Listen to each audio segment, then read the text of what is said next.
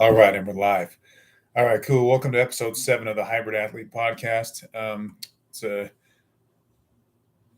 Thursday afternoon, June 29th, 2023. So I am officially over 2 weeks removed from the Ironman 70.3 in Boulder. I'm headed towards an interesting July, an interesting probably August, to be honest. Meaning that I'm totally just kind of 180ing, making a complete turn away from not complete, but the majority of it is going to be a turn away from endurance and long runs and 3 hour bike sessions and swims and stuff, and going into more of like a hit, like a CrossFit type. Still keeping cardio on board, but definitely hitting heavy weights.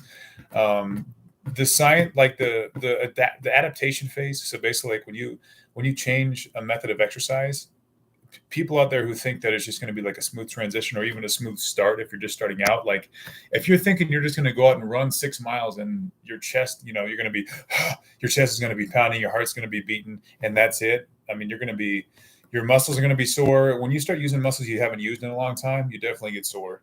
So I did a up and like through the Colorado Marathon and the Boulder Ironman. I wasn't really doing any heavy leg workouts. And then I step into a leg workout and I try to do like the 28 to 29 set full, like comprehensive entire leg workout, deadlifts, squats, leg extensions, leg curls, calves, raises, everything. And then like a final auxiliary exercise. And I was really sore for like 5 days. And then I didn't really fully recover for like 8 days. And then I did my next leg workout right after I recovered.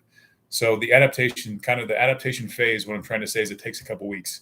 So don't get discouraged if like you get back into a different type of training and you're weaker and you just like don't have the performance, you don't kind of have the repetitiveness, the routine, you don't have the mechanics and kind of the ease of execution, for lack of a better term, that you did prior to leaving that practice, or maybe you haven't even started doing something that's a little bit more intense than what you're used to.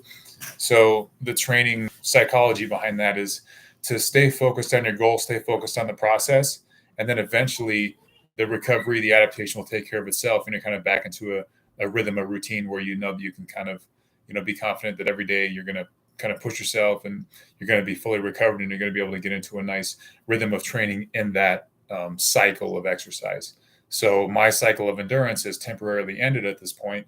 It was about a 3 to 4 month cycle. I'm going to get back into another prep for a special type of marathon in September, but that's not going to start until like early August. So I'm going to execute the next 6 weeks, especially of training. And I've already started to work towards my keto diet, which I'll talk about once I finish my training summary. But I'm going to go into more of like a kind of just a heavy weight, 6 days a week, lifting weight. Um, 3 days, like definitely real hard weights, some two a days mixing in. Um, I'm going into like two a days where in the morning I'll do like a half hour, 45-minute cardio session with one body part. And then I'll go into the evening with like the smaller body part, like either shoulders or arms or something, or even maybe like a back session or something that's kind of a phase of a deviation, or just like a different phase of the back workout that I have kind of designed in my programs.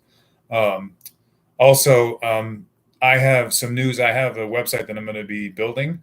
So I will start dropping my website link and all these videos, and on my YouTube channel, and also on my social media, on my LinkedIn, on my Facebook, so that anyone who knows me or has known me in the past can get a hold of kind of my recent information, kind of my life path, where I'm going and stuff. I think it's pretty interesting. I don't think many people are kind of doing what I'm doing, in terms of kind of like combining business with fitness and trying to be a trainer. And I'm now certified as a nutritionist as of this last week, so that's cool. So I'm excited about kind of trying to get my name out there and trying to get more eyes on my content, more you know live real life conversations going. People here in the community in Northern Colorado.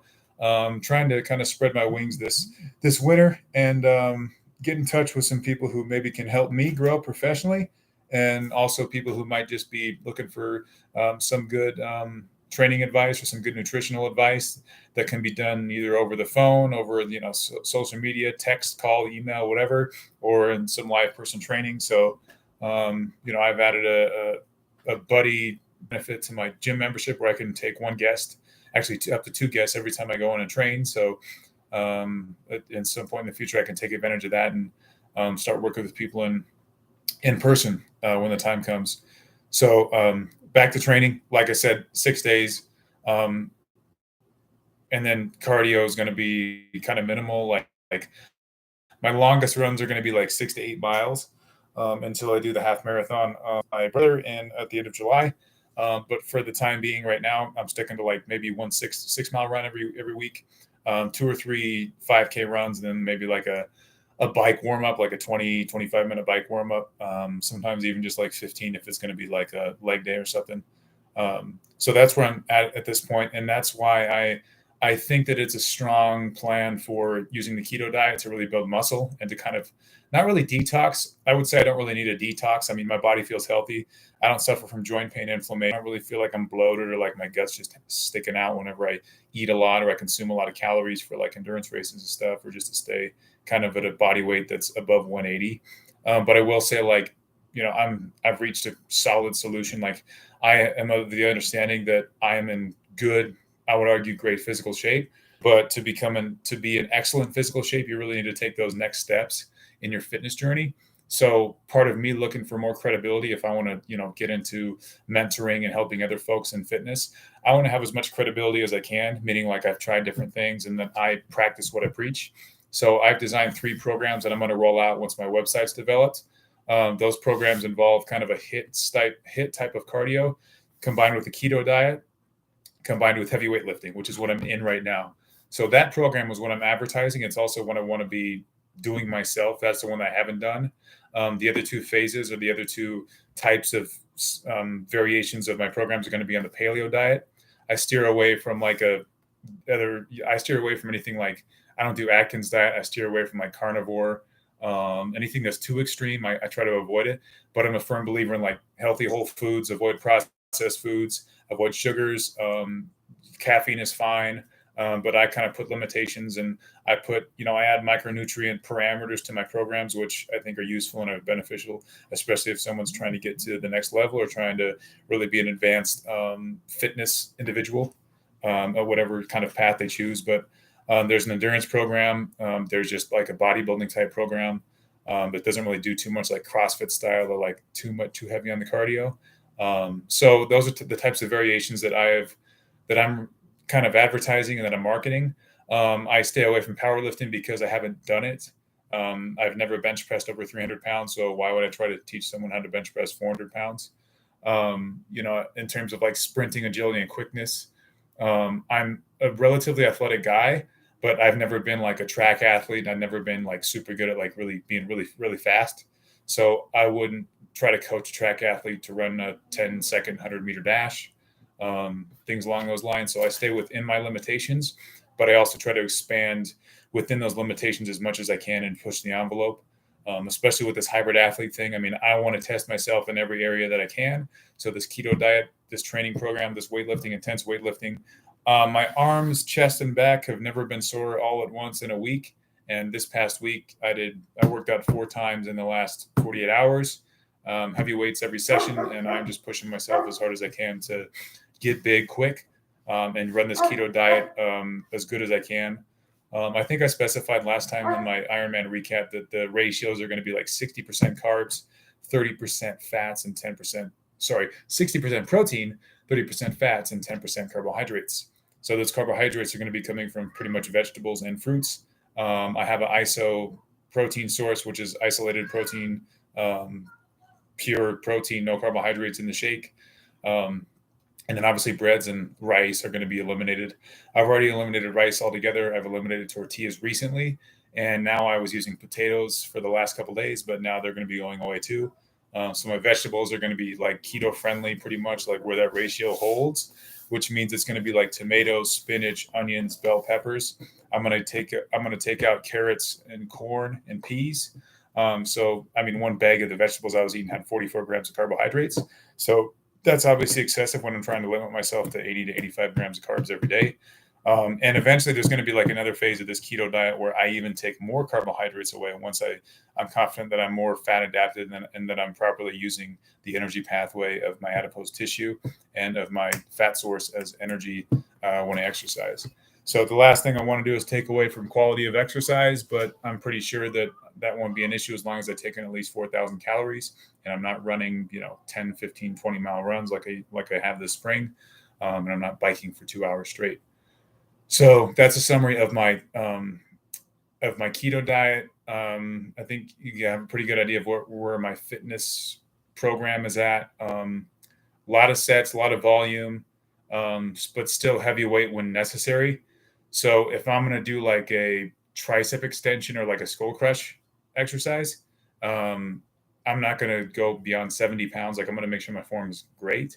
But if I'm like in a flat bench chest session, this is where haven't done this since like December, January. I'm going to start seeing if I can, put more weight on, put more plates on.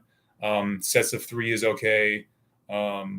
Just maintain flexibility, but stretching has become a more prominent role in my day-to-day exercise life. So I think it's important for everyone, no matter what age you are, no matter what level you are, to actively stretch and maintain flexibility. um, like yesterday I did 5 sets of jump rope, just as much as I can, as quick as I can without breaking. And then I went into like just like a shoulder workout, working on like flexibility, mobility. I did like walking lunges and stuff and stretched out my hamstrings. I did sitting kind of yoga, dog poses and everything else. And I just like worked out my back, my posterior chain, and just tried to make sure that I stay kind of up to speed and up to par with making sure that my flexibility maintains like the intensity of my weightlifting. There's been times where I did heavy deadlifts and my back hurt for like the next 3 or 4 days. It's a combination of form breaking down and a combination of not being flexible or not being fully warmed up.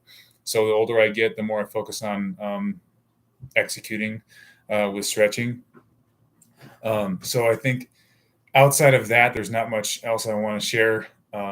I do want to encourage everyone to pick up this type of training, as long as you don't want to be a professional bodybuilder, as long as you don't want to be set the world record in the 1 mile, in the 100-meter dash, or as long as you don't want to, go into powerlifting meets. Then I think that I'm your guy in terms of being a trainer, and you can learn a lot from me. I don't charge that much. But my current rate is like $50 a month, which I'm starting out at. So for like less than $2 a day, I can give you all the information I know.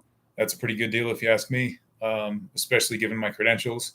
I would argue that I am more knowledgeable than 90% of trainers out there at this point, and I'm just starting out. But I will let my work do the talking. And I hope that, I get some responses from a few people that I've reached out to for potential clients. And it's my responsibility now to network and to get my name out there and to get my brand out there. And I hope to be sharing within the next year. I hope to be sharing news about like a small business that I've started, and just keep things moving forward as I progress in my career. Definitely my professional career as a fitness individual. So that is all I have. Tune in next week, because I'm definitely going to be providing some more information, kind of an analysis of my first 5-6 days of keto, and how they're going and how I feel and how my strength is and how my energy is.